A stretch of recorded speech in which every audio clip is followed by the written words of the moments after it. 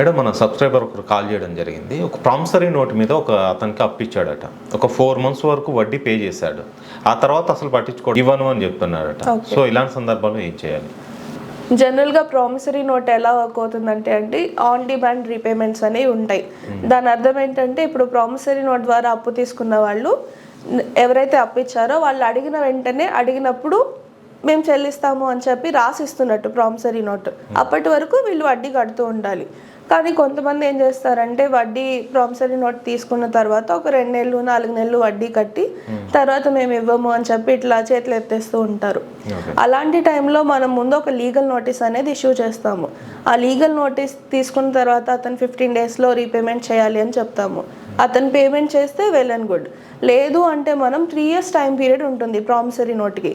ఆ time period లోపు మనం కోర్టులో అనేది కేసు ఫైల్ చేసుకొని రికవరీ ఆఫ్ మనీ వేసుకోవచ్చు. మనం అలా మనం అప్పిచ్చిన వాళ్ళకి ఆ మనీ అనేది వసూలు చేసుకోవచ్చు అండి కోర్టు ద్వారా.